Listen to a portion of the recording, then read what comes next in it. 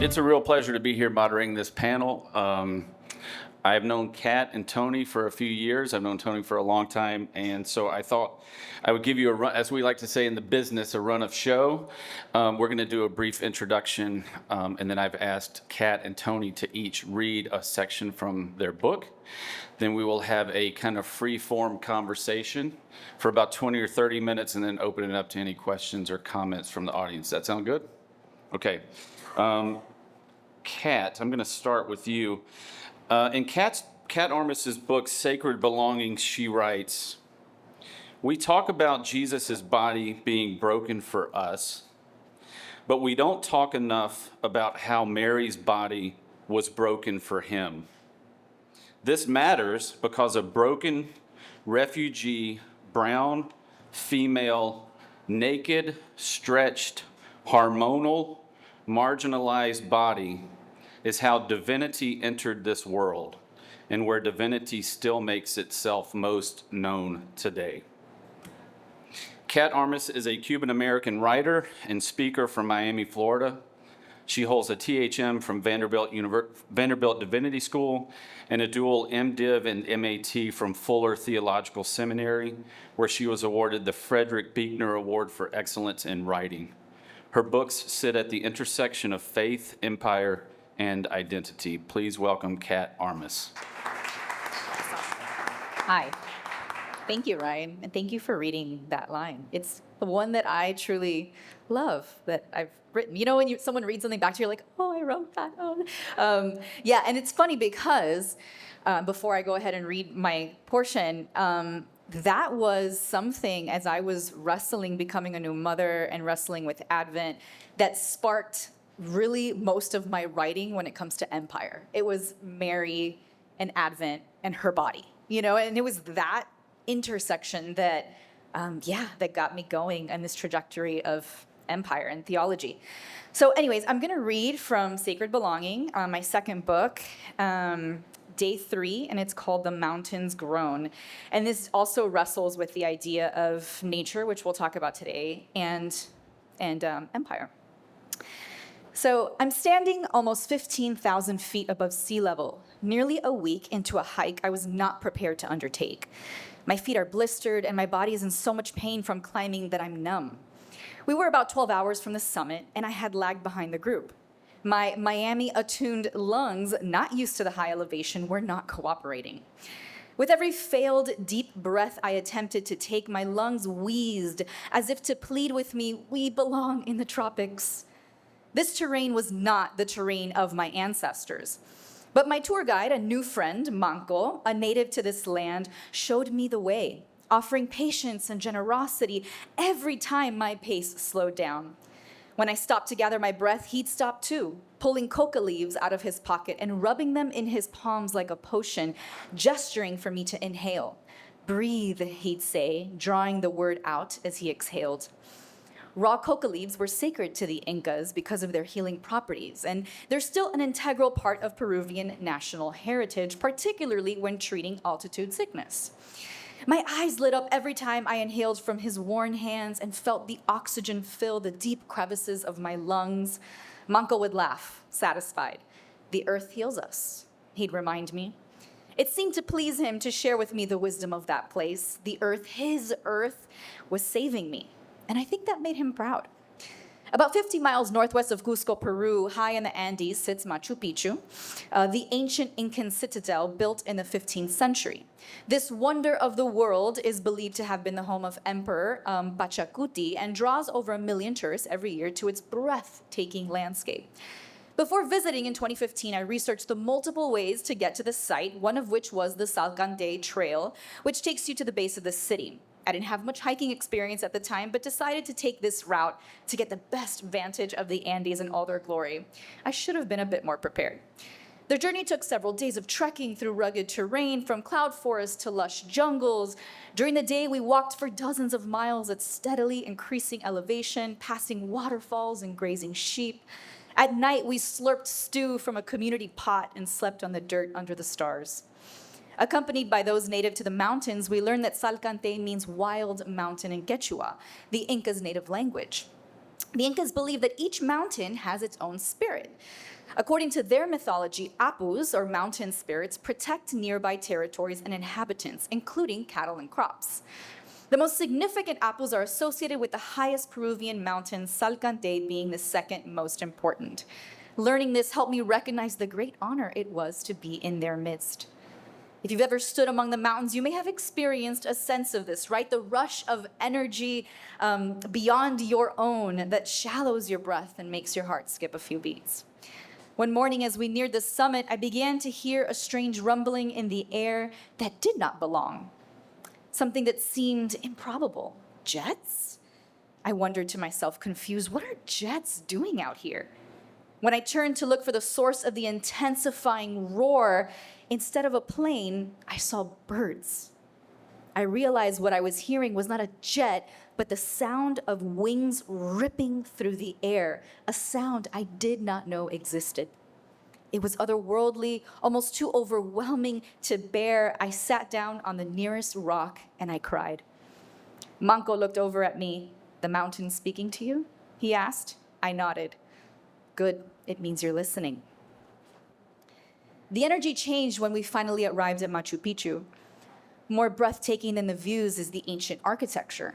The massive blocks manipulated into walls and temples and towers without the use of mortar have left archaeologists speechless.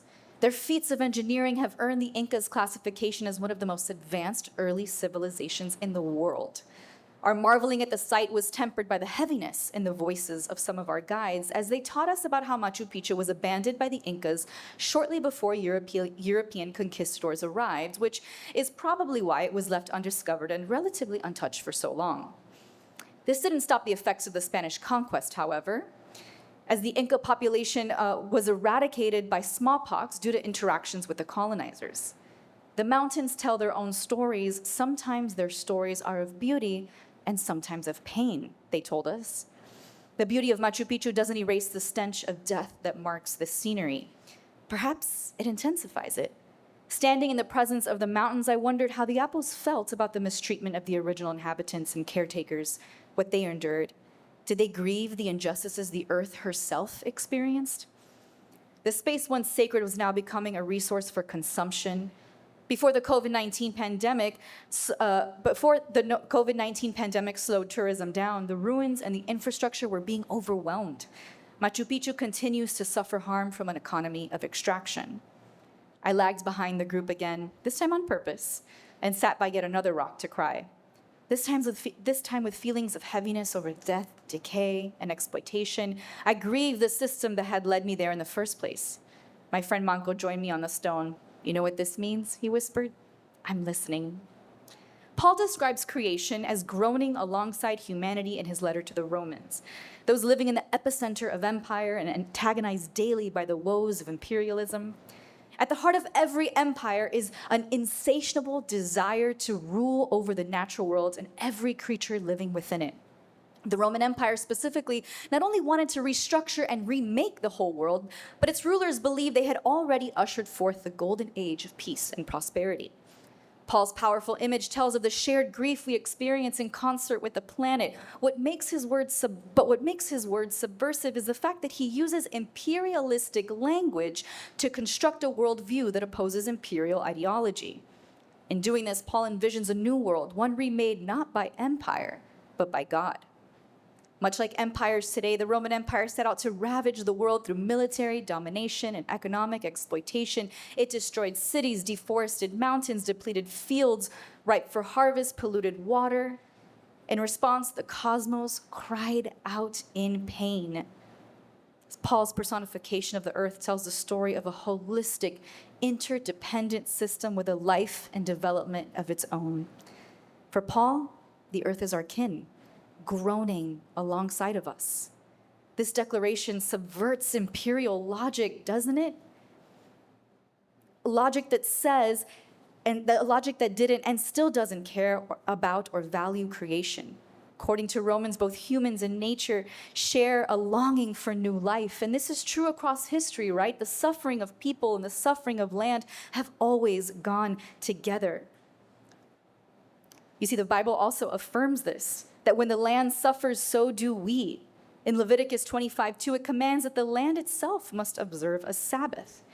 The idea that land is to be maintained so that it remains just as fertile when passed on as it was when received. Throughout the Bible, the natural world joins both God and the prophets in bearing witness against humanity's evils.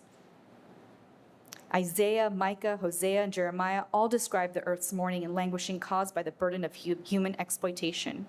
Our world has so much to grieve. The injustice toward her inhabitants, the eradication of her kin. We kill not only each other, but the very place we call home. But the good news, and I think this is good news, friends, is that we are not alone in our lament. God mourns with us. He says, I will weep and wail for the mountains. And what is our truest response then? But like God, to grieve. Eco-philosopher Joanna Macy explains that grief is a doorway into a deeper understanding of life, identity, and interconnectedness. The most important thing we can do for the sake of our planet is to hear within ourselves the sound of the earth crying. Until we can grieve for our planet, we cannot love it. Grieving is a sign of spiritual health. Now, it can seem pitiful, right? Offensive or inconvenient to some Christians who want nothing to do with a God who is not victorious. To those who have embraced an imperial Christ, grief is weakness. But this is precisely why we need to grieve. As resistance, as spiritual practice, we need tears that cleanse, because our grief, it's not a private burden, but a shared experience on this planet. So let us lament. It means we're listening. Now, I wanted to read that specific one. Thank you. Mainly because, as we've talked about, the way that grief, I think, is a sacred endeavor, right? And with so much happening right now, I think it's important that we sit in that grief. So, yeah. Thank you. The previous panel I was at with Hanif Abdurraqib, he ended by talking about the sound of grief. So this is kind of an interesting parallel. In his book, The God of Wild Places, Tony Jones writes, we've sequestered death, pushed it off to arm's length. Hunting has changed that for me in a way that religion never did. Deciding with my brothers and mother to remove life support and let my father die was not like wringing the neck of a duck or firing a bullet through the lungs of a white-tailed deer. But it wasn't totally unlike it either. Tony Jones is the author of The God of Wild Places and contributing writer to several outdoor periodicals. He's written a dozen books, including Did God Kill Jesus?, developed an iPhone app, and teaches at Fuller Theological Seminary and the Loft Literary Center. He writes a weekly Substack and guides canoe trips. He lives in Minnesota with Courtney and their dogs, and he has 3 grown children. Please welcome Tony Jones. Thanks, Ryan. I'm going to read a little bit from the conclusion of my introduction. This is a memoir that I wrote, and so this section isn't memoir-ish. This section sets up, I think, the framework for why I wrote about my journey. Think of religion as a trellis. Human beings have experiences of transcendence as reported by shamans, sages, philosophers, preachers, and everyday persons from time immemorial. We touch the ineffable, the divine, the numinous, and then we search for language to describe what is essentially indescribable.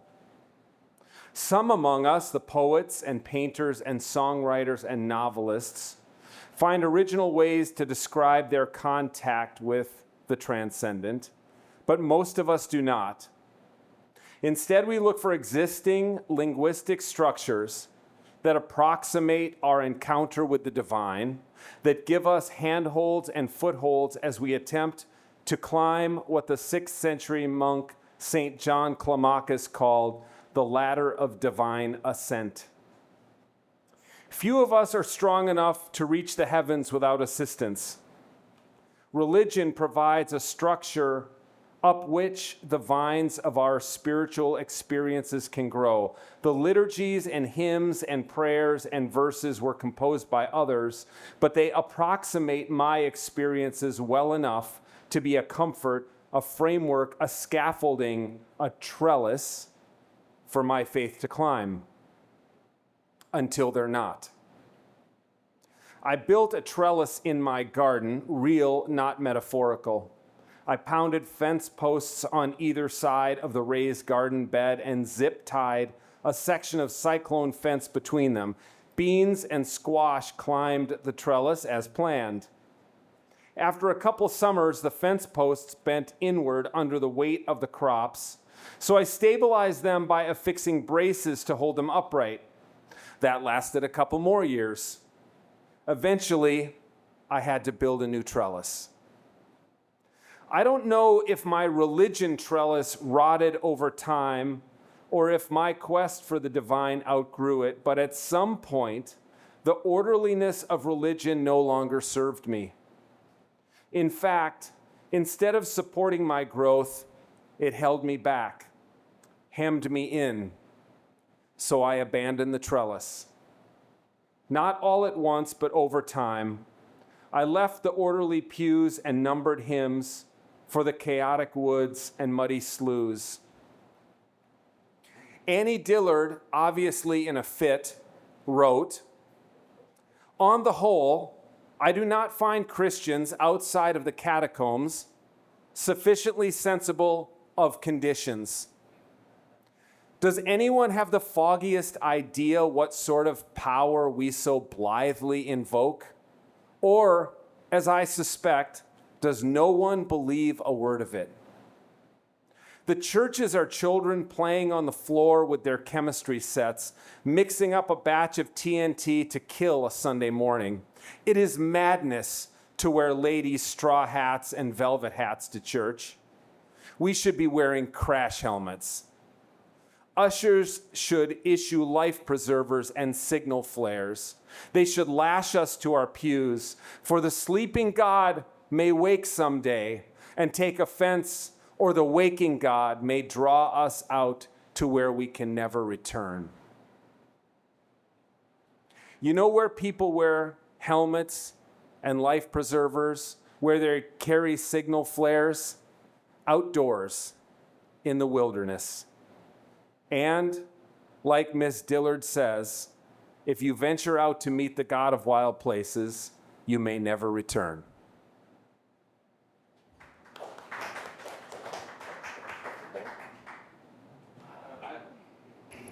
I don't really know where to start. This is hot. Our mutual friend Kat, I don't know if you know Barry Taylor, but he ran in Fuller circles. Tony knows him. He's a former roadie, believe it or not, for AC/DC back in the day, turned theologian, and art lover, right, Tony? And he has this great line that God is a mystery and religion is the name that we give the blanket that we cover the mystery to give it shape. When I think about your idea of trellis, I always think about Barry talking about that image. One of the things I like about both of your books is your emphasis on nature and the importance of nature and what we risk by either ignoring it or abusing or misusing it. Kat, you write in your book about, let me find this in my notes. Yeah. You take nature very seriously. You write in day 2 of your devotional, Sacred Belonging, about creation. I still think about the deer on my front lawn often, and when I do, a sense of peace comes over me as I remember that we coexist in this wild world together. Looking into their eyes, we engaged in a conversation, a simple mutuality, a belonging that felt vaguely familiar. Tony, you would have shot that deer, right? Yep. What do you think, Kat? You started to hint at this. Tony, you talk about, I read your section on grief and dying. What are some things that you think nature and being in nature, valuing nature, can teach us that maybe the church is maybe lacking in or could benefit from a return to? That's kind of an open for both of you. Yeah. So there's this idea of biomimicry, which is what a lot of scientists are getting into. And it's the idea that the systems of nature, the way that nature functions and lives and works, and the way that, the trees' roots communicate, and the way that dandelions have this intricate community, that if we truly study these systems, that we can learn how to be better humans, right? How to better, this is across the board, from like how to better manage, our workforce, to how to be better parents, or, whatever it is. And I just think that is one of the most beautiful and brilliant. I love that we're doing that, just saying, hey, what are the systems of nature and how do they work and how can we mimic them, right? So biomimicry. And I wonder the same thing when it comes to like theology and the church, right? How are the ways that nature functions that we can also mimic and be? In my upcoming book, Liturgies for Resisting Empire, I break down the ideologies of empire and the ways that we've sort of live and be and act, and through these ideologies, what I call them facades, right? One of them is hierarchy, right? We are taught to live in a system of hierarchy. But then I also write in the book that hierarchy is not necessarily unnatural. Like, I have chickens, and there's a clear, chicken who rules the roost. And that's not necessarily a bad thing. So what are the ways that they function that we can learn from, where hierarchy is not a power over, but a power with, or where they're functioning so that we're all flourishing, not so that some of us are clearly losing out or marginalized. So I think that, there's so much that we can learn from nature just in the way that it functions. And I don't want to, when I break down the ideologies of empire, I want to also say, well, there are some ways of nature that we might want to say, well, that's not but what is it that we can learn from? Because nature dies and they kill each other. And so what are the lessons that we can extract from that on how to be better people? Tony, I don't know if I'm making too much of a stretch, but I've heard you lecture on natural theology, and there seems to be echoes of that in what Kat's saying. So I just want to maybe add back to the original question, just your thoughts. Yeah, if you don't know, excuse me, natural theology stands in contrast to or complement to revealed theology. And revealed theology would be anything where, comes to us in sacred text, like the Bible or the Quran, something like that. Or revealed theology would even be like people would get a personal revelation or something like that. Natural theology would be how you can find evidence of the transcendent in without those kind of revelations. For me, I grew up in a Reformed tradition in Congregationalism, pretty kind of a centrist, like a center-left Congregationalist church. And then went to seminary and then came back and served as a pastor in that church. Big church. Sunday mornings were huge organ. We wore black Geneva gowns with academic hoods every Sunday morning. In fact, we even wore preaching tabs, like old school Jonathan Edwards preaching tabs. We even had people on Thanksgiving dress up as pilgrims. That's how into being Congregationalist we were. Everything in that sanctuary is at a right angle. Everything. Okay? And so much so that I remember that the custodians, we had this big red carpet that went down the center aisle. So we would do a lot of weddings because brides like that big center aisle that we had in the church. And the custodians would vacuum that carpet in such a way that even the lines on the carpet for Sunday morning were straight. You know what I'm saying? Like mowing a lawn in a baseball field. That's what the carpet was like on Sunday morning. Everything was at right angles. And I'll tell you one. I have so many stories from being a pastor there, but I was a youth pastor, and I was early in my tenure. And we had there was a woman named Kathy who actually I went to Machu Picchu with her. She worked for World Vision, and she led mission trips all over the world. And she was very eccentric. If you've ever been a part of a Christian church congregation, you know exactly Kathy. Okay. The eccentric person in the congregation, and she sat on the front row every Sunday, and she always had some kind of disease that she had brought back from somewhere. She had meningitis, or she had bubonic plague. I don't even know it. She always had something, and she was very dramatic. And I was assisting in communion, and this was back in the day before headsets. We were pre-headsets. We were wearing lavalier mics on our robes. And so in the middle of the sacred liturgy of communion, as the senior pastor, and I'm standing there ready to hand the elements out to the deacons, and he's saying the magic words over the magic bread and the magic Welch's grape juice, and Kathy stands up, steps into the center aisle, makes this noise, and faints in the center aisle. 900 people in the sanctuary. Senior pastor puts his hand, is looking at the communion table with me standing beside him, doesn't look at me, just puts his hand right over his lavalier mic and says, "Tony, just keep going." And then, of course, it's staff meeting on Tuesday. He's saying, we have ushers, they're trained, they're blah, blah, blah. The sacred communion is so important. That's the kind of church I grew up in. And then my life fell apart at age 40, and I realized nothing in life is at a right angle. And I start spending time in the outdoors, really deep in the outdoors, which is what a lot of the stories in the book are about. And I realized nothing in the wilderness is at a right angle. There is death and decay. There are tangled roots and branches. There are thorns trying to rip your pants off your legs, and there are bees trying to sting you, and there's predators and prey.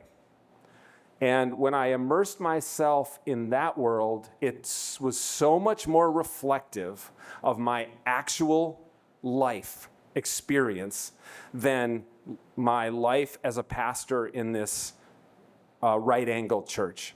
So that's, for me, what drew me into nature, simply because it was a more accurate reflection of what I think life in this cosmos is really about. Kat, this is about, the description of this panel, which we didn't come up with, by the way, but it references kind of faith or what can be found outside of the institutions. And it's really interesting to me to have both of you on this panel, because just knowing a little bit about each of you, you are at different places in your journey. Kat, I wonder kind of what your relationship is to the institution, right? Because you've just finished up a THM. I don't know what you would like to do in the future in terms of that work, but you write about this a lot in your books. The experiences you've had in different institutions, different expressions of that. I wonder if you could just talk a little bit about that. Yeah. So I was raised in the Roman Catholic Church, an immigrant community. I'm Cuban, and my family immigrated here in the 70s, late 60s. And so much of my early faith formation was by the altar, with abuela, with my grandmother, praying the rosary.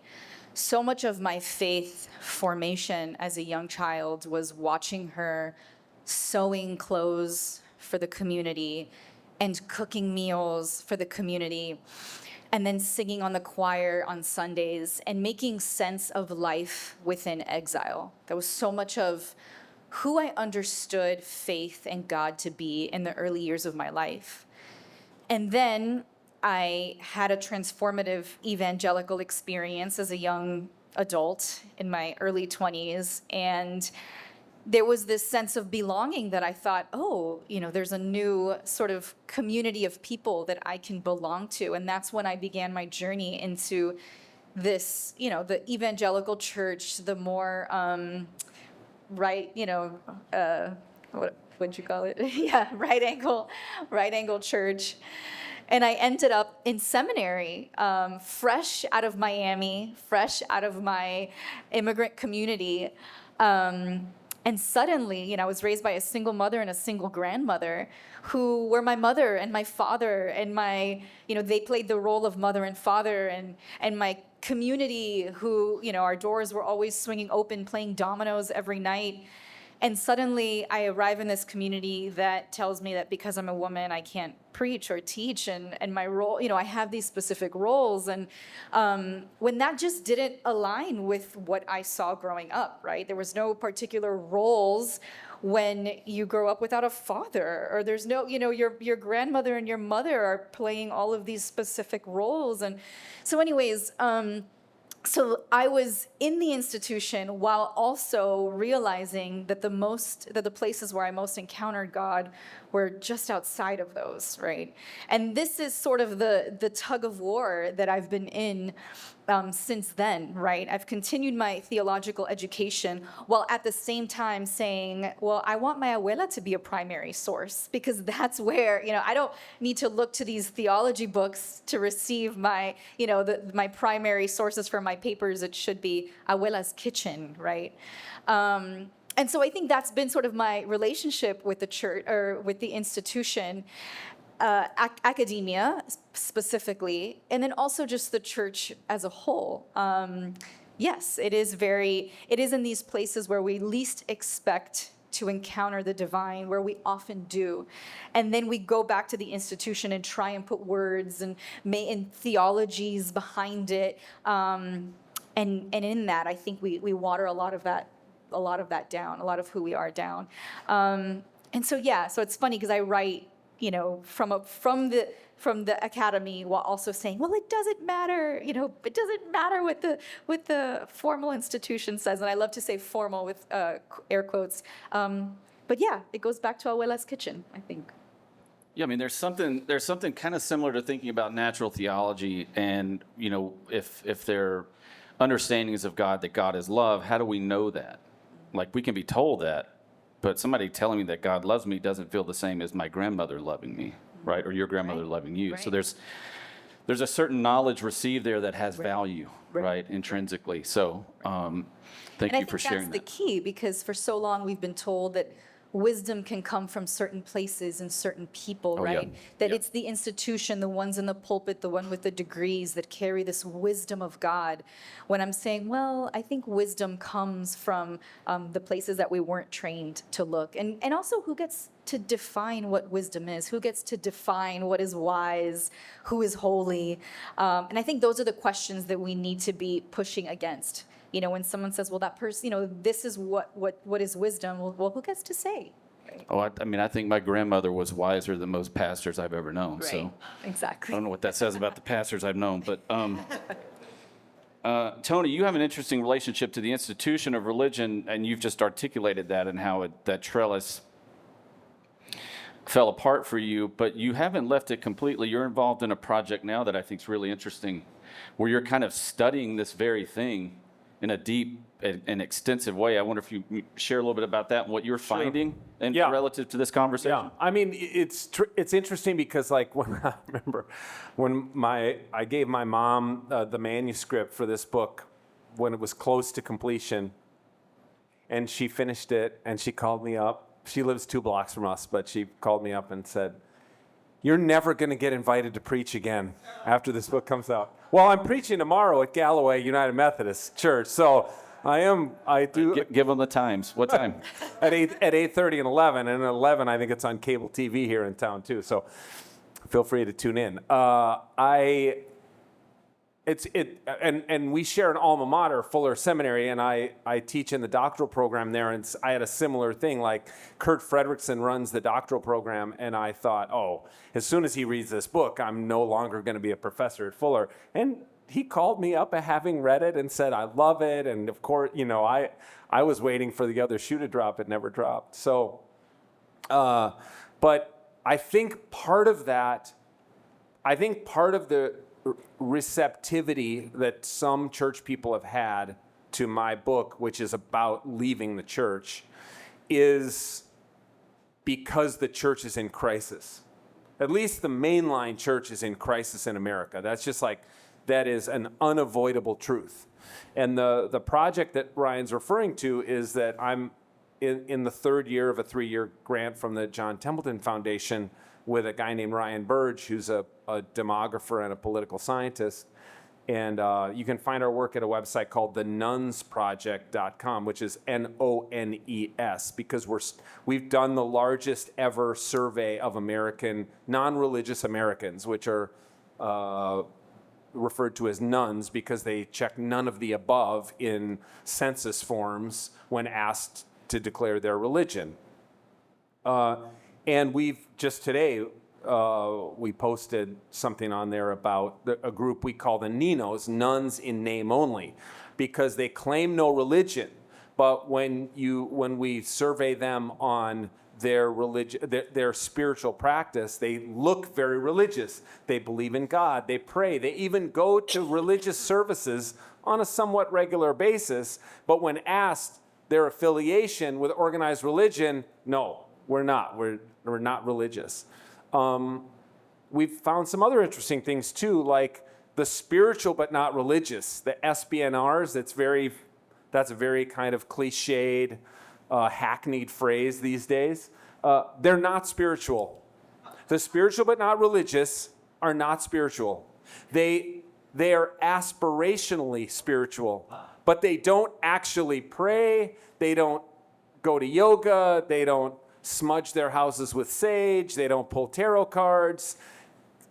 We're uncovering a lot of interesting things, but I will say, I think the most interesting thing is for us is that if 100 million, this is where we're at now, it's 30% of Americans, 100 million Americans claim no religious affiliation. 100 million Americans. This is unprecedented in American history. And this is a seismic shift in all sorts of things. You can even go back to de Tocqueville, who came in the 1830s. And what did he find? What did he write back to France about what's different about the United States? Religion. Religion is the first institution of American democracy, he wrote. It is the glue that holds America together because it paves the way for liberty. This is what he wrote. And here we are 200 years later, and that glue seems to be dissolving. And we see it all around. So, I could go on and on about that, but it goes to your question, yeah. Kat, you write a lot about the risks or the problems associated with decontextualizing the Bible, of taking it out of its cultural and political context, and political being empire, Roman Empire. Can you talk a little bit about the dangers of doing that, or maybe positively the benefits, or the dangers of not doing it, and then the benefits of doing that, of contextualizing it? Because I find your work really interesting at the intersections of empire and theology, where it's usually in kind of history, it's either or. Right? It's like, well, they're just supporters of empire, or they're writing only against empire. But you've already said, the writers of the New Testament text are using, the language of empire to talk about how to resist or dream of a world different from empire. So I just wonder if there's anything else that you can talk about at kind of those intersections. Yeah. So, as I kind of read a little bit earlier, that a lot of the writers of the New Testament use imperial language to speak to or about empire. And this is essentially because they did not know a world outside of it, right? And so I think that when we think of, context in the Bible, and the idea of not reading it as either or, we like to read something and say, oh, look, this is proof that they were, anti-empire or, pro-empire, right? How people have looked at passages of slavery to justify enslaving people. And I think what's interesting about the Bible, when read within the context of the Roman Empire, and we kind of talked about this earlier, is that there was no other language. There was no other theological imagination, right, outside of that. I mean, think about the way the Bible talks about heaven, right? Streets of gold, gates of pearl. I mean, that is an emperor's dream, right? It is empire on steroids, right? Of course I want to go to heaven if that's like the way that the person with the most power and the most riches of the world lives. Because there was no other theological imagination. And this is not, a theology. I'm not getting into the theologies or the thoughts about heaven or hell. I'm just saying that the language used in the Bible is inherently imperial because there's no other language. I was actually just thinking about it this morning, and I was working on writing a piece on Ephesians 6, right? And I'm thinking about when I was, and I write about this as well in my upcoming book, I'm thinking about how when I was a kid and in Sunday school and in catechism class, and we would stand up and march, I'm in the Lord's army, yes, sir, and there was like this idea that we were these little children preparing for battle, and you think about it now and you think, wow, our imagination is so inherently militaristic and violent because we're pulling from the Bible without context. And without realizing, Ephesians 6 is talking about Roman soldiers. And the way that it's written, it's subverting this idea of, you're gonna adorn yourself with a breastplate and a helmet and all of this gear, but it's being turned on its head. But this is love and it's peace and it's kindness and it's all of these things that are anti what you would imagine would be connected to violence and military. And so I say all that to say that it is entangled in such a way that you can't parse it out, right? So how do we wrestle with it, knowing that it's the only language and imagination available, and also it's subversive, and also it's just entangled, right? I like to say that Paul wasn't an he wasn't all anti-empire, but nor was he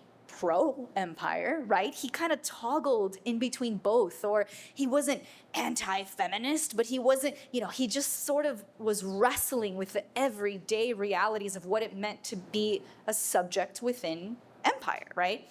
And I think that is sort of the same for us. We're toggling and making sense of what it means to live in a hyper-capitalist society and what it means to live, and how do we follow Jesus when we're being told this thing, and when we're living under systems in this way. And so I think, we're asking all of these really difficult questions, not to arrive to concrete answers, but to force us to wrestle with what it means to be human in a world that is consistently and constantly trying to dehumanize us.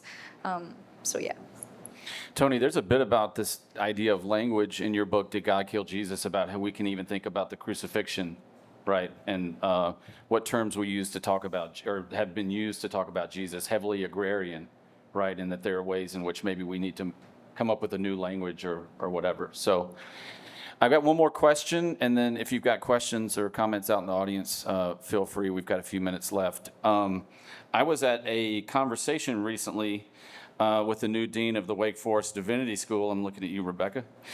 And he was kind of issuing and talking about the moment that we're in, and collectively, and then the moment that the church finds itself in.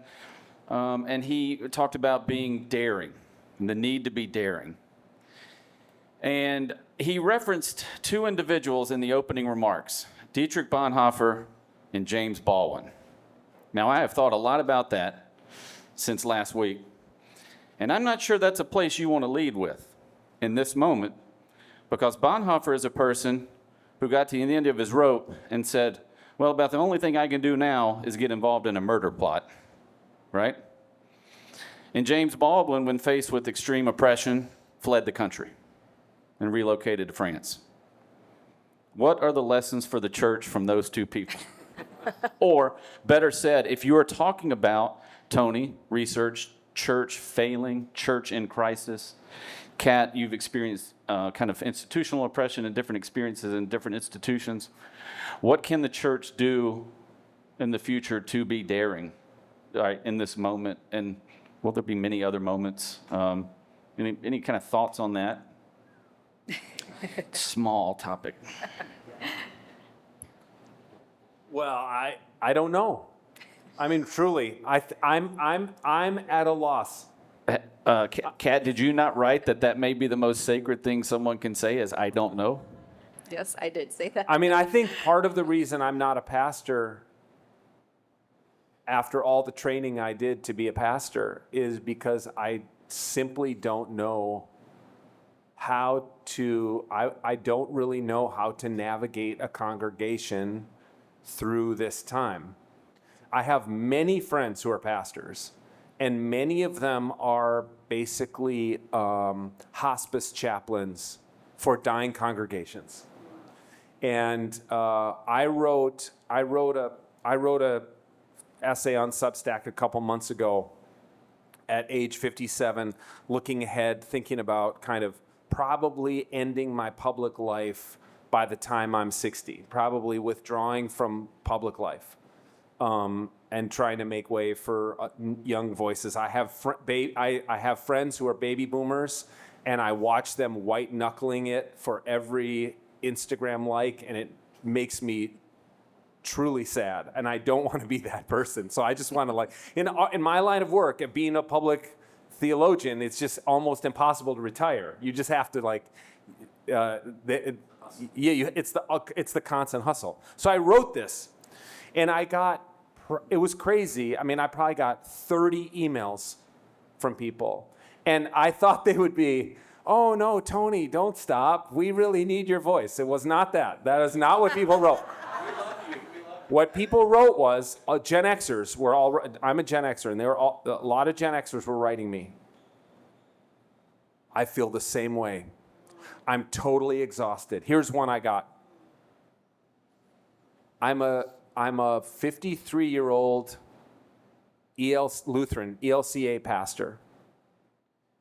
And I am exhausted that every single week I get an email about a new book or a conference I have to go to or something from my bishop about how to resurrect my church, how to revitalize my church, how to bring my church back from the brink. And he said, I'm exhausted. I can't do it. I cannot bring this church back from the brink. I'm just trying to make it to retirement. And I think there are a lot of people in the church, and I know there are pastors here, who feel that way. So, sorry, that's a super depressing answer. And I don't have a better one other than come on a canoe trip with me. That's the answer. As I'm hearing you say that, like, how do you resurrect? Maybe you just don't, right? You just let it die. Going back to, the idea of nature and how death is such a sacred process. It's funny because I'm a vegetarian, you're a hunter. That's a good conversation we should have. But yeah, death is a sacred process, and I think we do need to let a lot of things die. I think we need to stop fighting to resurrect things that, it's funny, when I was writing Sacred Belonging, and even when I was writing Liturgies for Resisting Empire, there were multiple moments there's a section in this book, Sacred Belonging, on the feminine. And at one point I stopped and I said, what am I doing? Why am I trying to write about the feminine within a religion and a system that is inherently patriarchal? Like, what am I liberating? What am I, and I say that as just, fact, right? It's inherently patriarchal. And so why am I doing this? In writing Liturgies of Resisting Empire, I'm saying, you can't decolonize something inherently colonial, right? You can't decolonize America. It's an inherently colonial thing, right? The institution, right? I'm still so attached to academia. You can't decolonize academia. So yeah, I had a lot of moments where I'm like, why? What am I doing and why? I mean, I know why, right? I know why. I know because so many of us find ourselves in places where we've just been sort of cogs in this wheel and told what to think and how to think and what to believe and told who is wise and all of these things. And of course, you know, our spirit in us, it does not allow that to be a satisfactory thing for us, because we are made in the divine image and we have questions and longings in our souls that we spend our entire lives seeking and seeking answers for that we'll never find. But just in that seeking, right? Just in that seeking, that is such a beautiful and sacred thing. So maybe it's that. With you, I don't know, but don't stop seeking and don't stop asking the questions and naming the things, right? As a writer, there's so many times. So I write for the National Catholic Reporter regularly, and I basically just respond to what's happening in the news with a theological bent to it, which you know is a thing. And so many times I'm thinking, you know, what is this doing? And then I get the emails too of like, thanks for naming that, for saying that out loud. And I think that it starts with that, with naming the thing, saying it out loud, and that gives us the permission to step into whatever it is that we need to step into. We're all on our own journeys with our own gifts and callings and longings and passions and desires. And so as we name the thing, stay on the journey, ask the question, and keep taking that next step forward. Yeah, I think there's liberation there. Do you remember Josh Lopez Reyes? Yeah. He and I said that the church started in people's homes, and that if the church was going to survive, it would have to become homes for people who needed homes, like physical homes. Right. Yeah. So maybe we could start selling churches and building houses. Yeah. Questions or yep, we got questions in the back. We'll go here, and then if there are others, we'll get to them. Hey, Jen. Now I have a question about. I love your statement about in the New Testament in context of the Roman Empire. Do you have any thoughts about what context should we be here to use the Old Testament? That's a good question. Yeah, well, there's a lot of different ways. And that's the thing. I don't think that there's one particular theology that I think we need to read all the different things that people are saying and how and why and what was the context that they were saying it in. I study under Fernando Segovia, and he's like the post-colonial guy. He's like, I was like, please, I just want to study under you. He's like, okay, come now before I die, because he's like 87. And in all of his classes, or in everything that we study under him, we don't just study the context of the Bible, but we study what people were saying, what people have been saying throughout history, and what was happening in history when they were saying it, right? Because that's going to affect what you write, right? I mean, so much of what I'm saying now is through the lens of this administration, because that's what's happening, you know, all the time in the news, and right, and under the, like we were talking about earlier, under the lens of democracy, although we're no longer considered a democracy, an anocracy, but under that lens. But that's not what the Roman Empire, they had no idea what a democracy, right? So anyways, I say all that to say that you study through the lens in the Old Testament as well, through the lens of post-colonialism. You study through the lens of feminist theology. You study through all the different lenses to get a fuller, richer picture of all the different ways that you can understand what the text might be saying. And I say might because we don't fully know, right? And so personally, because my focus is empire, I study from a post-colonial lens, and the entire Bible from the very beginning to the very end is a story of empire, really. I mean, it is, if you're looking at it through that lens, but you can look at it in other lenses, but it's a story of empire. I mean, the Babylonians, and you have all of these empires, and so much of it is people trying to make, the people of God trying to make sense of their place within it, being pushed out, trying to find home in exile, trying to create. I mean, all of it is a story of empire. So you can choose to read the Old Testament through the lens of empire, but you can also read it through other lenses too. I don't know if that answers your question. George. So if people would come to me with depression, I could not answer them. I don't. I couldn't necessarily fix the problem. but I had to have some idea of what we think we saw.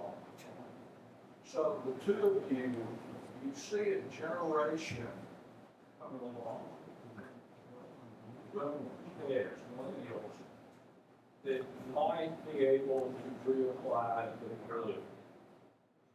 So I'm beginning to feel that in Jim Mountain. I don't see it in the moment, so Well, George, I have decided when it comes to Gen Z, I'm just going to focus on my 3 kids. And they're doing great. And I'm happy about that. I don't, I'll just say, I tried for 10 years with a bunch of my best friends to change the church. A bunch of us Gen Xers got together, and from 2000 to 2010, the metaphor for me is we linked arms and we ran full speed into a brick wall and tried to knock it over, and that's the church. And the wall shook a little bit, it did not come over. The church was, in general, monolithic and not receptive to our challenges. It was called the emergent church movement.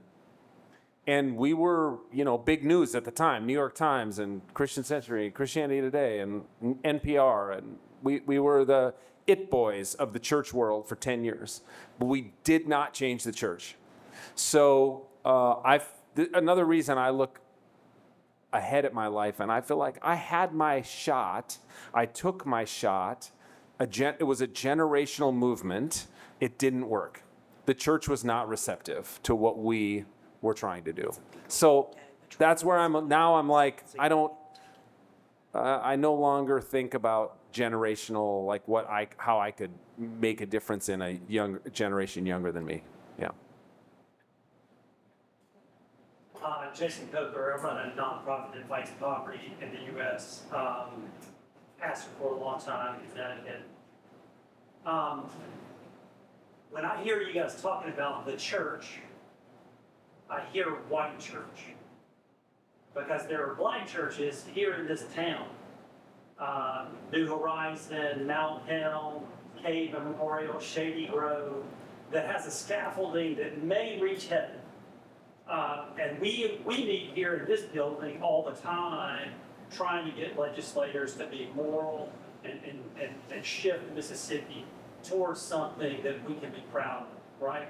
And that is those pastors of those churches and those churches show up in this environment because they always showed up in this environment. And it is as godly as anything I've ever seen. Now, I don't think white churches do that because they're scared that their parishioners might, it might cost them their job. So they're always, white pastors are always trying to find this middle ground so that they don't offend somebody and keep their job. I think there's a prophetic voice speaking against that, and I feel like that might be some of the stuff that are walking around. Yeah. My question is, there are institutional churches that certainly have problems, but I don't know if that's part of your narrative of the church. And how do you come to terms with? Well, first of all, I'm definitely no expert on the black church in America, but the trend lines are the same. The black church is dying, the white church is dying, the Roman Catholic Church is dying. That's the trends. Those are irrefutable demographic trends. That doesn't mean there aren't all sorts of exceptions to those trends. Of course there are. There are big white evangelical churches that are exploding in numbers. There are black churches that are at the state capitol in your state and same in my state in Minnesota who are fighting in the wake of George Floyd to change the way that we operate in the state of Minnesota. Yes, absolutely that's happening. But at the national trend line level, the trend lines are down across the board for attendance, for giving, for people's activity in congregational life and things like that. So that's not to say there isn't great work being done. It's just to say when you look at the big trend lines, they're going the same direction across American religion. and in Judaism too, and Islam too. I mean, you'd be amazed at the statistics we uncovered about how many Muslims are non-practicing, are nuns basically. They're ethnically Muslim, but they're not going to, services. They're not engaged. They're not giving money. Yeah. And something I want to say to that, I think what you're naming is important. And I think that that's part of how we resist is telling these stories.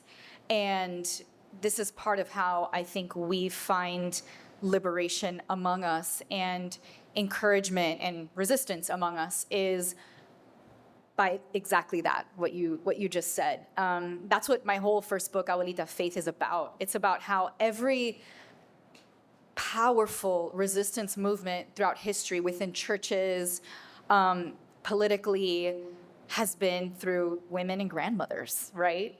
Doing things behind the scenes. I mean, the civil rights movement wouldn't have been what it was without Joanne Robinson and the Montgomery bus boycott, right? But we tell the story of MLK, which we should, but it was women, right, who pushed that forward. And so I think that is something we must continue to do. When I said that we got to name it, I think that's part of it, naming that yes, the institutional church is declining, and also there are movements of resistance that are happening, and they are powerful. And how can we come alongside them and learn from them, and keep telling those stories? So yeah. I think this is also a trend just in our larger culture of a decline in civic engagement. Oh yeah.